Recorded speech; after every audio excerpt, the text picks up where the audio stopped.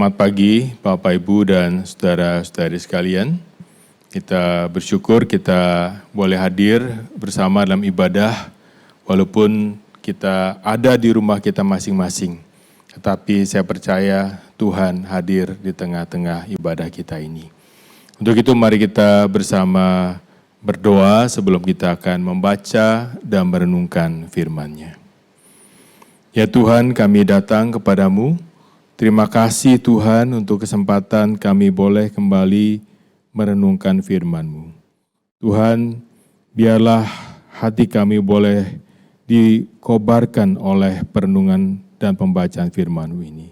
Biar hati kami boleh belajar daripada Engkau sendiri mengenai apa yang Engkau telah siapkan bagi kami untuk hidup bersama dengan Engkau. Oleh karena Tuhan, tolonglah kuatkan dan hiburkan kami, untuk kami boleh senantiasa mau berjalan bersama dengan Engkau.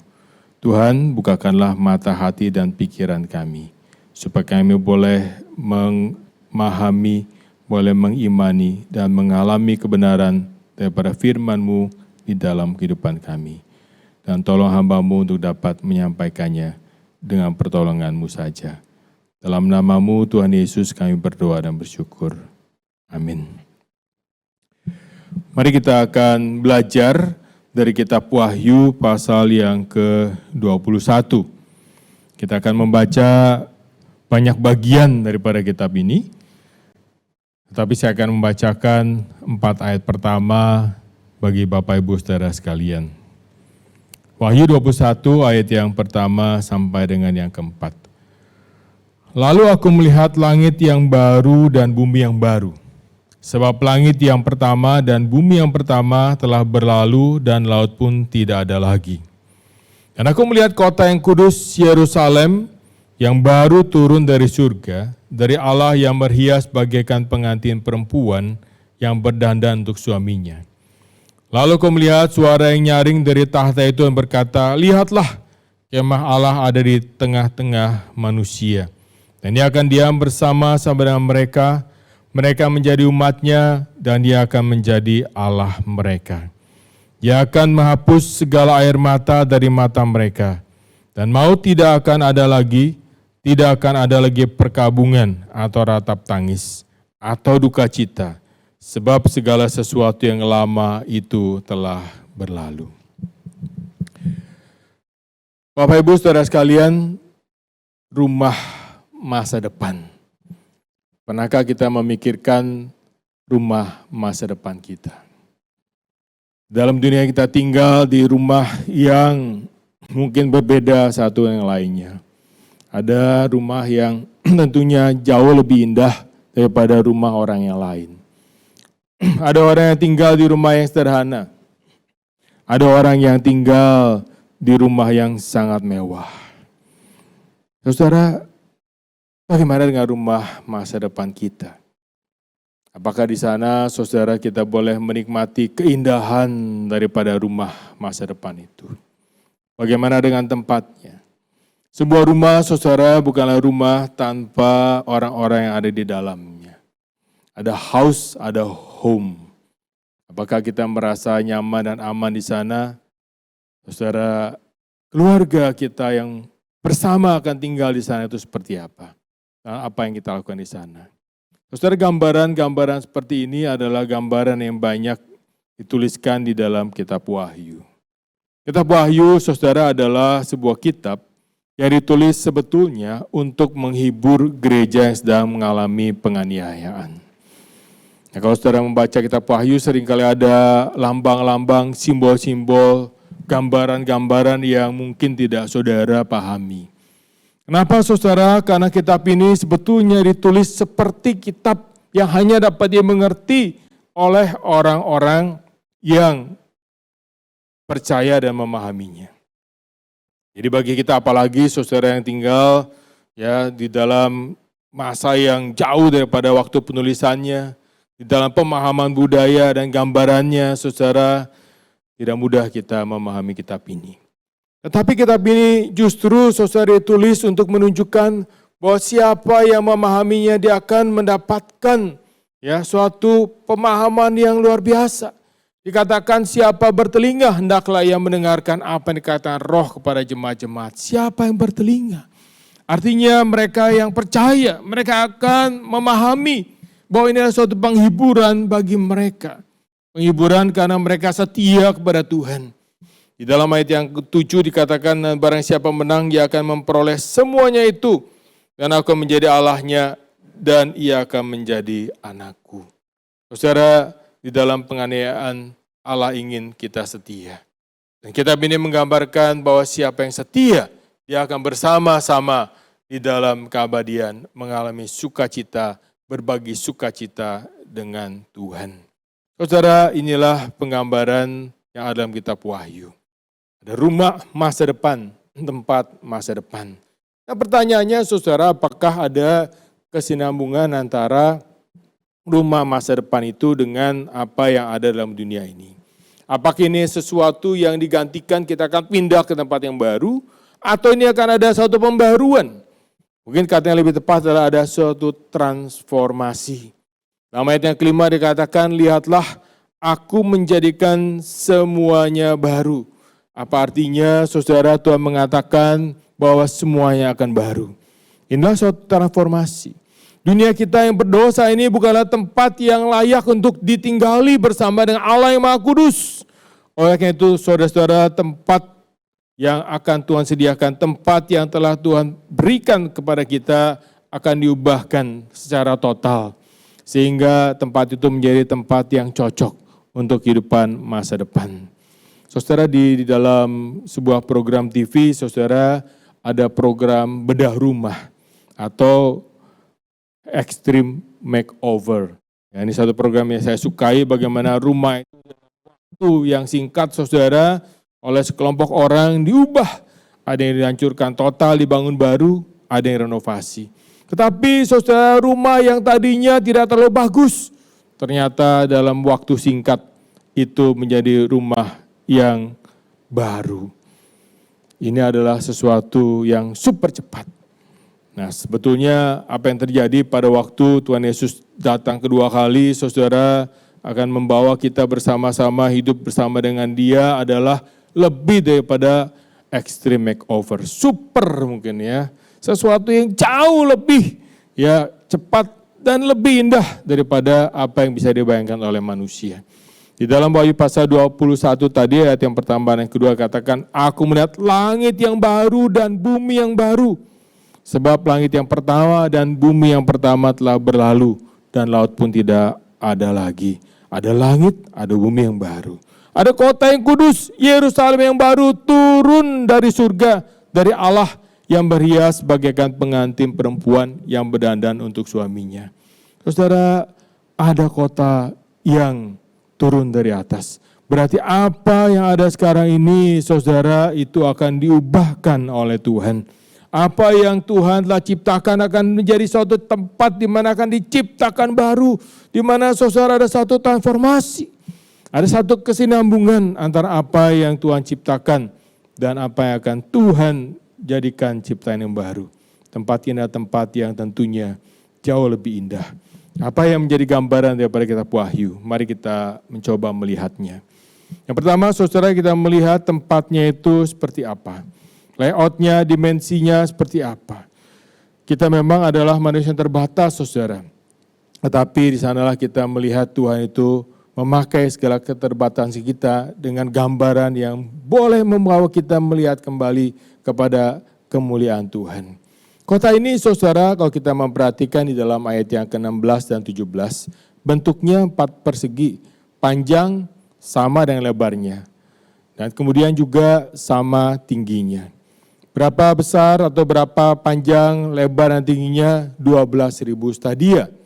Nah, pada waktu dia mengukur temboknya, tebalnya berapa, saudara? Itu 144 hasta. Apa artinya, saudara? 144 hasta. Nah, saudara, berapa panjangnya? Tadi katakan 12.000 stadia. Kalau saya boleh melakukan konversi, saudara, 12.000 stadia adalah 2.400 kilometer. Ya, wah, saudara, panjang lebar. Bagaimana tingginya? 2.400 kilometer. jarak Jakarta sampai Denpasar kalau saya mengukur di Google Map itu sekitar 1185 km. Artinya saudara ini double ya, 2400 km. Kalau panjang lebarnya mungkin masih masuk di dalam imajinasi kita. Tetapi bagaimana dengan tingginya yang 2400 km? Apakah mungkin ada sebuah tembok yang besarnya atau panjang atau tingginya dibangun saudara sampai 2400 km? Nah, tapi ini ada satu artinya, nanti kita akan masuk ke dalamnya. Nah, saudara, jadi besar sekali ya. Dan perkataan saudara tadi katakan ya 12.000 stadia dan 144 hasta menunjukkan luar biasa besarnya dan tebalnya tembok daripada kota ini. Nah saudara, bagaimana materinya? Kalau sekarang kita membangun rumah, kita membangunnya dengan materi yang bagus, dengan batu-batu biasanya saudara, ataupun dengan marmer. Itu ada satu gambaran bahwa inilah sesuatu yang bisa kita pakai untuk memberikan rumah itu kesannya mewah luar biasa, indahnya luar biasa, agungnya luar biasa. Tetapi saudara, Wahyu menggambarkan lebih daripada itu. Dikatakan di sana dibuat temboknya itu dari permata, ya, kan kota itu sendiri penuh dengan emas tulen, bagaikan kaca murni, bahkan jalannya saudara jalan dari emas. Bayangkan saudara kalau kita jalan di jalan emas pasti kepleset saudara ya, kenapa? Emas itu mungkin berkilau, licin dan luar biasa indahnya. Tapi di gambaran bagaimana saudara kota ini benar-benar sebuah kota yang indah. Dikatakan dalam ayat yang 19 daripada Wahyu pasal 20, dan dasar-dasar tembok kota itu dihiasi dengan segala jenis permata. Ada dasar pertama yaspis, kedua nilam, batu mirah, batu jamrud, batu unam, batu sardis, batu rata cempaka, batu beril, batu krisolit, batu krisopras, ya, kemudian batu laswadi dan batu kecubung. Saudara, ini adalah ya permata-permata yang berharga, yang warna-warni, yang indah sekali saudara. Inilah gambaran daripada apa yang dapat dipahami oleh manusia, bahwa kota ini adalah kota yang mulia sekali, kota yang luar biasa indahnya, kota yang penuh dengan kemuliaan Allah. Yang bisa digambarkan adalah bagaimana yang terbaik yang bisa diberikan manusia, digambarkan di sini adalah bahwa kota ini terbuat dari batu permata. So, bayangkan temboknya itu tebalnya tadi berapa? 65 meter. Nah saudara, kota ini digambarkan dalam pasal 22 ayat yang 11, 21 ayat 11. Kota itu penuh dengan kemuliaan Allah dan cahayanya bagaikan permata yang paling indah, jernih, ya permata yaspis, jernih seperti kristal. Kemudian ada gerbangnya saudara. Nah, di atas ke-12 gerbang itu, dalam ayat 21, pasal 21, ada 12 mutiara. Di setiap pintu gerbang di setiap pintu gerbang ada satu mutiara. Dan jalan-jalan kota itu dari emas bagaikan bening, ya emas murni bagaikan kaca bening. Saudara, luar biasa sekali. Tetapi saudara, menarik sekali kalau kita kembali memperhatikan bahwa saudara ada tembok yang besar dan ada pintu gerbangnya. Berapa banyak pintu gerbangnya? Di dalam ayat 12 dikatakan, dan temboknya besar lagi tinggi dan pintu gerbangnya 12 buah. Dan di atas pintu-pintu gerbang itu ada 12 malaikat dan di atasnya tertulis. Nah ini penting saudara, nama ke-12 suku Israel. Di sebelah timur ada 3 pintu gerbang, utara 3 pintu gerbang, selatan 3 pintu gerbang, ya sebelah barat 3 pintu gerbang. Artinya saudara 4 penjuru. Berarti dia sesuatu kota yang mengundang orang untuk hadir, ya karena pintu gerbangnya ada di 4 penjuru saudara. Ya di sana ada tertulis nama 12 suku Israel. Dan tembok kota itu mempunyai 12 batu dasar dan di atasnya tertulis ke-12 nama, ya nama ke-12 nama Rasul Anak Domba itu. Ya pasal 21 ayat yang 14. Di atasnya tertulis ke-12 nama, ke-12 Rasul Anak Domba itu. Nah saudara, kenapa ada Rasul, ada suku Israel? Nah di sini digambarkan adanya kesinambungan saudara antara perjanjian lama dengan perjanjian baru. Nah kita melihat saudara dalam perjanjian lama di dalam kitab Keluaran pasal 28 ayat 11, Di sana saudara ada pakaian daripada imam besar. Nah saudara, di pakaian ini, saudara nanti boleh perhatikan, ini ada gambarnya. Ya, di dadanya itu ada suatu seperti breastplate, itu ada tatakan di mana di situ saudara ada 12 permata. Ya, 12 permata itu saudara ada nama-nama suku Israel di sana, nama-nama anak Israel. Ya, jadi saudara, satu anak daripada Yakub ya ada namanya di sana. Ya, jadi Ruben sampai kepada Benyamin saudara, ya termasuk Yusuf ada di sana. Nah, perhatikan saudara, itu dibuat dari batu permata.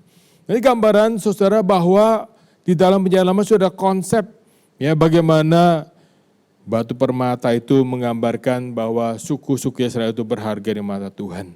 Dan di sini saudara, dia menjadi bagian daripada kota yang baru ini.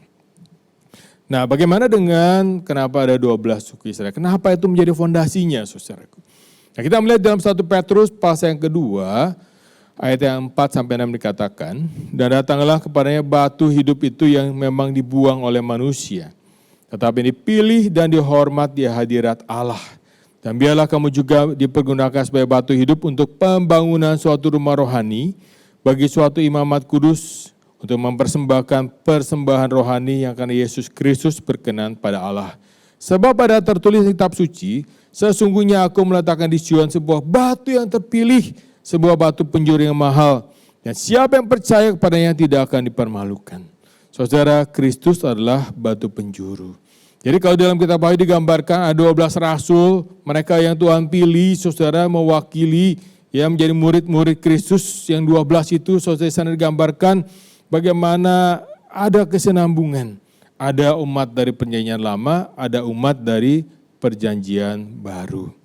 Nah, tetapi kalau tadi kita melihat ada temboknya, ya bahkan temboknya tebal sekali 65 meter, saudara.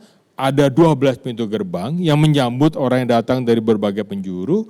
Tetapi yang menarik di sini saudara, kalau saudara perhatikan di dalam ayat yang ke-25, pintu-pintu gerbangnya tidak ditutup pada siang hari, sebab malam tidak ada lagi. Selalu siang saudara, nggak ada lagi kegelapan.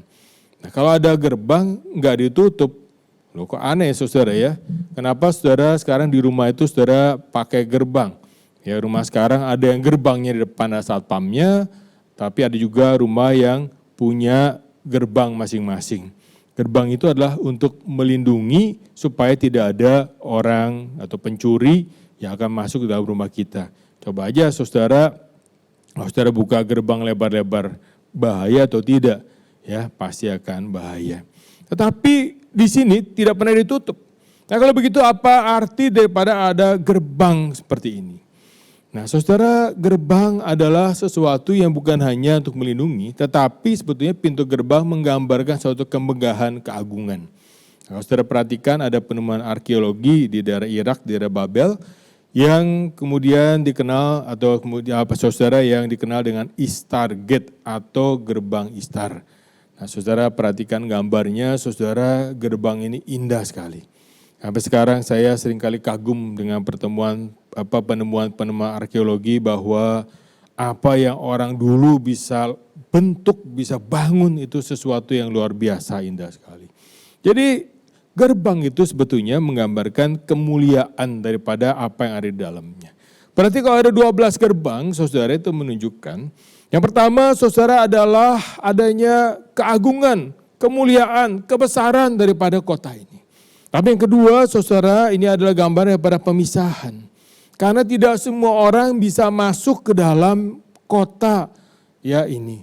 Tidak semua orang bisa masuk dalam Yerusalem yang baru. Ada yang dipisahkan, ada yang masuk, ada yang tidak masuk. Nah, kalau begitu siapa yang boleh masuk? Inilah saudara keluarga masa depan kita. Ya, siapa saja keluarga masa depan kita. Nah, mari kita perhatikan ayat yang ke-7 dan ke-8. Di sini katakan barang siapa menang ia akan memperoleh semuanya ini dan aku akan menjadi Allahnya dan dia akan menjadi anakku. Mereka yang setia.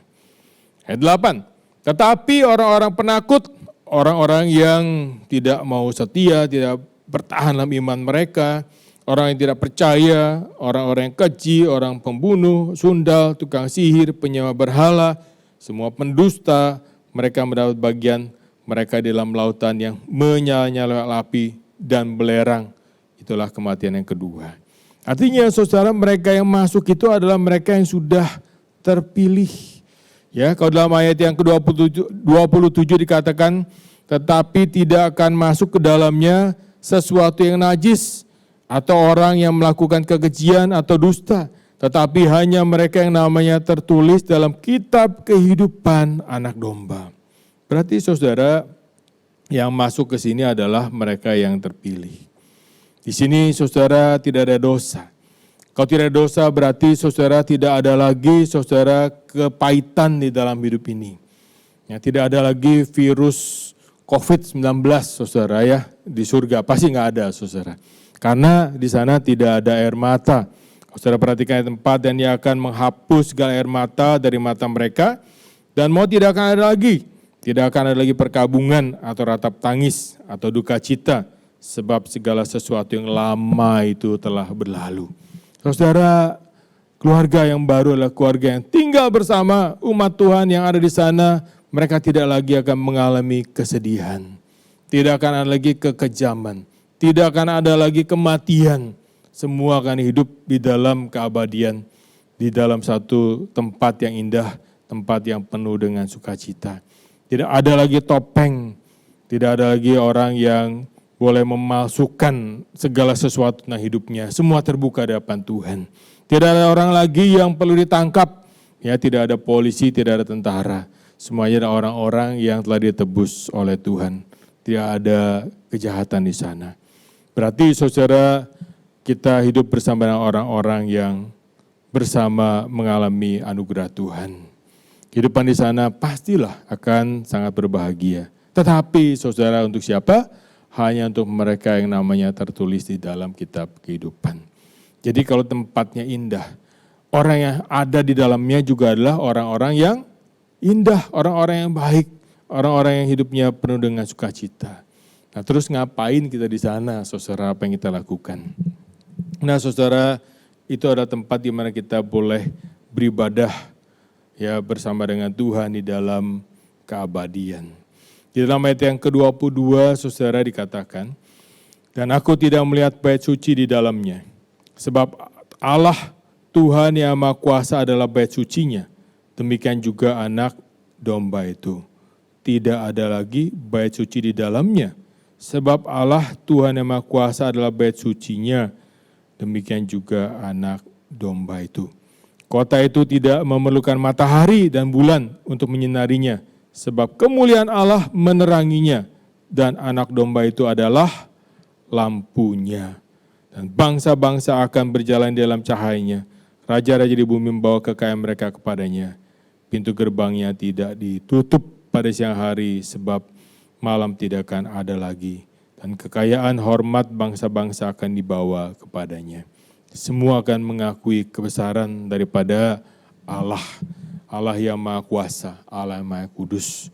Nah, seluruh kota itu adalah bait Allah.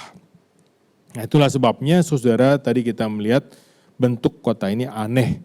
Kota ini bentuknya seperti kubus, panjangnya, lebarnya, dan tingginya sama. Nah, kalau begitu apa artinya bangunan yang berbentuk kubus? Apakah ada di dalam Alkitab bangunan yang berbentuk kubus? Saudara, jawabannya adalah ada. Di mana saudara? Itu adalah ruang Maha Kudus ya, yang ada di dalam kemah perjanjian dan juga ada di dalam bait Allah. Mari kita lihat di dalam 1 Raja-Raja pasal yang ke-6 ayat yang 19 sampai 20. Dikatakan demikian. Demikianlah dilengkapinya ruang belakang di dalam rumah itu, di sebelah dalam sekali, supaya di sana ditaruh tabut perjanjian Tuhan.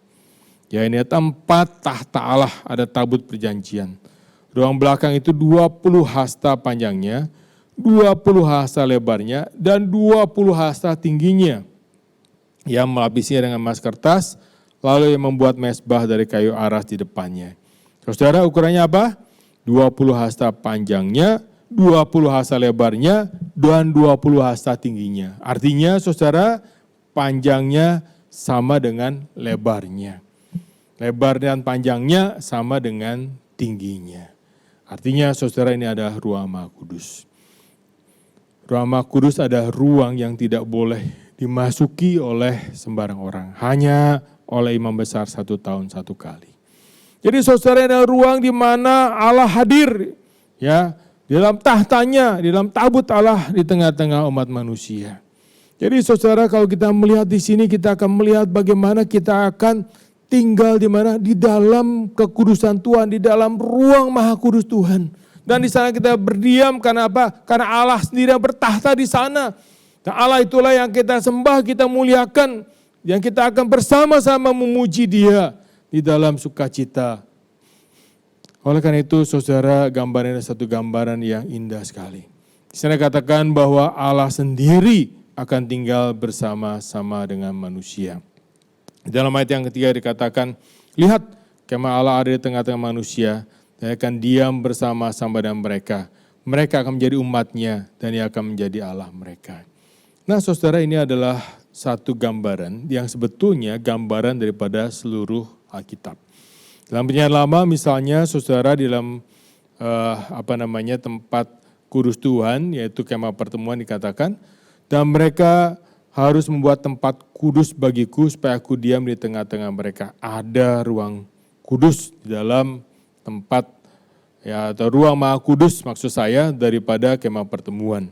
Yang tadi kita sudah lihat dalam ayat Allah juga ada tempat Maha Kudus, itu adalah tempat di mana Allah itu diam di tengah-tengah umatnya. Di dalam Yohanes pasal yang pertama ayat 14, dikatakan firman itu telah menjadi manusia dan diam di antara kita. Dan kita telah melihat kemuliaannya, yaitu kemuliaan yang diberikan kepadanya sebagai anak tunggal Bapa yang penuh kasih karunia dan kebenaran. Firman itu siapa? Tuhan Yesus telah menjadi manusia dan diam. Diam artinya apa? Berkemah dalam bahasa Yunaninya. Ya, skenoo itu adalah diam, berkemah di antara kita. Artinya Tuhan itu hadir dan diam di tengah-tengah umatnya. Saudara, inilah gambaran yang ada di dalam Alkitab, yang ditegaskan di dalam kitab Wahyu. Kita akan pada satu waktu bersama-sama dengan Tuhan di dalam satu keabadian. Tinggal bukan di tempat yang biasa-biasa saja, tetapi bersama Tuhan, ya, di dalam ruang Maha Kudus. Karena orang-orangnya, saudara, orang ditebus, tidak ada yang berdosa, tidak ada dosa di sana, mereka boleh tinggal bersama Allah yang Maha Kudus. Nah saudara, pertanyaan selanjutnya adalah, kok kota itu tinggi banget ya? Tadi katakan tingginya itu dalam gambaran imajinasi, bukan imajinasi, gambaran kita adalah 2.400 km. Wow, tinggi sekali. Nah kalau kita melihat dalam Perjanjian Lama, menarik kita bertemu dengan kisah Menara Babel. Nah di dalam Kejadian pasal 11 ayat 4 dikatakan, ya mereka, yaitu mereka yang buat menara ini mengatakan, marilah kita mendirikan bagi kita sebuah kota ya dengan sebuah menara yang puncaknya sampai ke langit. Ya mari kita mencari nama supaya kita jangan terserak ke seluruh bumi. Ya mencari nama menunjukkan mereka ingin menjadi seperti Allah, saudaraku ya. Jadi sebuah menara yang puncaknya sampai ke langit. Manusia yang berdosa, saudara, ingin mendirikan sebuah menara yang puncaknya sampai ke langit. Apakah itu berhasil? Tidak, saudara. Tuhan hanya mengacaukan bahasanya, semua jadi kacau balau. Nah, tetapi di dalam gambaran kota yang tingginya luar biasa itu, saudara, ini adalah satu gambar di mana Allah ya dari surga itu mau datang ke dalam dunia ini. Ya berarti, saudara, ini kota di mana Tuhan akan tinggal bersama-sama ya dengan umatnya. Kalau dulu menara ini dengan kepongkahan manusia, dengan kesombongan manusia ingin menjadi seperti Allah, tidak berhasil, saudara. Tetapi Allah sendiri yang datang ke dalam dunia ini. Kota ini tingginya sampai ke langit, menunjukkan bahwa Allah itu yang di surga, yang luar biasa kudusnya, saudara, telah turun untuk tinggal bersama-sama dengan manusia. Inilah kasih Allah kepada kita. Dan gambaran ini satu gambaran yang sekali lagi menarik, saudara, karena gambaran ini ternyata gambaran memang ada di dalam Alkitab dari awal sampai akhir. Dalam kitab Kejadian, saudara, ceritakan bagaimana Allah menciptakan bumi dengan sempurna. Manusia memiliki persekutuan dengan Dia. Awal saudara penciptaan, kita melihat bagaimana Allah hadir di tengah-tengah umatnya di dalam Taman Eden. Saudara membaca dalam Kejadian pasal 38, dikatakan dan ketika mereka mendengar bunyi langkah Tuhan Allah berjalan-jalan dalam taman itu pada waktu hari sejuk. Ini menunjukkan bahwa Allah itu boleh mau hadir bersekutu bersama manusia, berjalan-jalan dalam taman pada waktu sejuk. Tetapi manusia yang berdosa bersembunyi, manusia dan istrinya Adam dan Hawa terhadap Tuhan Allah di tengah-tengah pohon-pohonan dalam taman itu. Dosa saudara membuat misahan. Dan saudara akhirnya apa yang terjadi? Hukuman daripada dosa itu mereka diusir keluar daripada Taman Eden. Nah saudara, kenapa orang berdosa harus diusir keluar daripada Taman Eden? Saudara, Taman Eden adalah tempat kudus Tuhan. Di sanalah saudara Allah yang kudus hadir. Oleh karena tidak ada sesuatu pun yang tidak kudus boleh hadir di dalam tempat itu. Saudara, ini adalah bagaimana Allah mau hadir bersama dengan umatnya. Saudara, gambaran apa lagi yang sama antara penciptaan dengan ciptaan yang baru di dalam gambaran kota yang baru, saudara. Yerusalem yang baru. Di dalam pasal 2 ayat 9 dikatakan, lalu Tuhan Allah menumbuhkan berbagai-bagai pohon dari bumi yang menarik dan yang baik untuk dimakan buahnya. Dan pohon kehidupan di tengah-tengah taman itu. Dalam Wahyu pasal 22 ayat 2 dikatakan, di tengah-tengah jalan kota itu, yaitu di seberang menyeberang sungai itu ada pohon-pohon kehidupan yang berbuah 12 kali, tiap-tiap bulan sekali. Dan daun pohon-pohon itu dipakai untuk menyembuhkan bangsa-bangsa. Artinya bahwa pohon-pohon kehidupan itu adalah pohon dari sumber kehidupan. Di mana Tuhan sendiri, saudara, memberikan hidup itu kepada setiap orang yang percaya kepadanya. Apa yang ada dalam gambar perjanjian lama, dalam ciptaan yang pertama yang Tuhan berikan, ada hadir di dalam ciptaan yang baru, di dalam Yerusalem yang baru. Di dalam tempat kudus Allah ada kehidupan yang digambarkan dengan pohon kehidupan. Jadi saudara, kita melihat di dalam bagian awal di kitab suci dan akhir dari kitab suci adalah suatu gambar yang sama, yaitu Allah mau hadir bersama-sama umatnya. Itulah apa yang kita lakukan kembali bersekutu dengan Tuhan di dalam sekali lagi keabadian, dalam rumah masa depan kita. Nah saudara, tengah-tengah Alkitab, kalau tadi awal dan akhirnya adalah sama, saudara, bagaimana isi tengah-tengahnya? Saudara, Alkitab, di tengah-tengahnya saudara bercerita bagaimana Allah mau datang untuk menebus manusia yang berdosa. Perjanjian Lama, saudara, menjanjikan akan datangnya Mesias, yaitu Kristus. Kitab Taurat memberikan standar bagaimana umat Tuhan itu harus hidup. Dalam kitab Imamat, kekudusan Tuhan itu digambarkan sangat luar biasa. Kitab sejarah, saudara, menceritakan bagaimana orang-orang yang setia akan mendapatkan anugerah. Banyak orang yang tidak setia, banyak raja-raja yang gagal bahkan.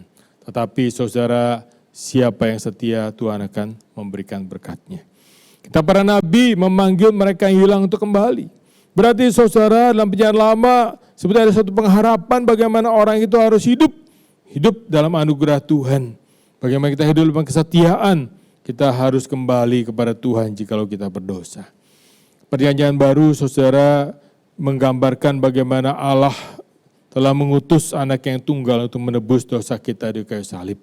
Kitab Injil menggambarkan bagaimana Kristus mau hadir, lahir di dalam palungan, lahir sebagai bayi kecil, lahir dalam segala kehinaan. Dia yang mulia itu, saudara, boleh datang untuk rela, bahkan dia mati di kayu salib untuk menebus dosa saudara dan saya. Saudara, Injil menggambarkan Allah mengirimkan janji Mesias itu, anak tunggalnya, untuk menebus dosa kita ke salib. Kisah para rasul mengisahkan bagaimana kabar baik ini disebarkan, diberitakan. Dalam surat-surat kiriman Rasul Paulus khususnya menceritakan bagaimana seharusnya orang percaya hidup di hadapan Tuhan. Surat Paulus, surat Yohanes memberikan bagaimana kita sebagai orang percaya harus hidup di dalam kasih misalnya. Hidup kudus di hadapan Tuhan. Kemudian saudara, kitab Wahyu, kitab terakhir daripada kitab perjanjian baru menggambarkan pengharapan masa depan kita. Bahwa mereka yang setia akan bersama dengan Tuhan selamanya. Saudara, inilah gambaran pada Alkitab. Allah adalah Allah yang ingin tinggal bersama dengan saudara dan saya. Inilah rumah masa depan kita. Di tempat yang indah, di tempat di mana tidak ada air mata. Hidup bersama-sama dengan orang-orang yang mengasihi Tuhan. Orang-orang yang kita kasihi. Orang-orang yang setia kepada Tuhan. Di tengah segala susah payahnya kita berjuang mempertahankan iman kita di dalam dunia ini. Saudara, siapa yang setia, dia akan bersama dengan Tuhan. Oleh karena itu, saudara-saudara, marilah kita kembali merenungkan akan hidup kita. Gambaran rumah masa depan ini adalah gambaran yang luar biasa. Dan itu diberikan kepada mereka yang namanya tertulis dalam kitab kehidupan. Diberikan kepada saudara yang percaya kepada Kristus sebagai juru selamat. Diberikan pada saudara yang mau datang untuk menerimanya. Jalan keselamatan Tuhan berikan. Alkitab menggambarkan begitu panjangnya, begitu lamanya, begitu saudara Allah itu setia terhadap janjinya. Walaupun seringkali kita katakan, mungkin lama sekali ya Tuhan, berapa lama lagi. Tetapi Allah tidak pernah gagal menepati janjinya. Kedatangan Kristus yang pertama untuk menebus saudara dan saya di kayu salib adalah bukti yang nyata. Dan dia akan datang kembali. Dia akan datang memberikan kehidupan yang baru. Yerusalem yang baru akan hadir di tengah-tengah kehidupan kita. Dan di sana kita akan hidup bersama dengan Tuhan di dalam keabadian. Saudara, pertanyaan bagi kita adalah, sudah siapkah kita bertemu dengan Tuhan? Sudah kita menjaga hidup kita kudus di hadapan Tuhan? Sudahkah kita boleh menyerahkan seluruh hidup kita kepada Tuhan? Penderitaan sekarang tidak bisa dibandingkan dengan apa yang akan saudara dan saya dapatkan bersama dengan Tuhan di dalam keabadian. Jangan kita lengah, jangan kita putus asa, jangan kita merasa kecewa, karena kita tahu Tuhan itu adalah Allah yang mengasihi kita dan Dia mau saudara dan saya setia kepadanya. Saudara, marilah kita bersama melihat bahwa kita adalah umat-Nya yang Tuhan kasihi dan Tuhan rindukan untuk boleh bersekutu bersama-sama dengan Dia di dalam keabadian, di rumah masa depan kita. Mari kita berdoa. Tuhan, kami rindu supaya hidup kami boleh menjadi hidup yang dimenangkan oleh-Mu. Kami tahu dalam dunia ini kami menghadapi pergumulan karena penderitaan, kesusahan, pergumulan karena dosa-dosa kami, pergumulan karena apa yang merupakan kegagalan-kegagalan kami. Tetapi Tuhan, kami percaya Engkau mengasihi kami. Di tengah segala kelemahan kami, Engkau boleh hadir. Di tengah segala keberdosaan kami, Tuhan Yesus boleh menebus kami. Di tengah segala penderitaan, penganiayaan, Tuhan beserta dengan kami. Oleh karena Tuhan, berikanlah pada kami hati yang mau setia. Dan pada waktunya kami akan melihat barang siapa setia, barang siapa menang, dia akan bersama dengan Tuhan. Terima kasih Tuhan, bahwa kitab Wahyu menggambarkan betapa indahnya kehidupan bersama dengan Engkau. Memberikan penghiburan pada kami, memberikan dorongan pada kami, untuk boleh tetap memandang kepadamu, Allah yang mengasihi kami dan Allah yang setia. Berkatilah setiap jemaat-Mu yang boleh bersama beribadah. Mereka adalah orang-orang yang Kau kasih Tuhan. Teguhkanlah iman mereka. Terima kasih Tuhan Yesus. Di dalam nama-Mu kami berdoa, kami bersyukur. Amin. Tuhan berkati saudara sekalian.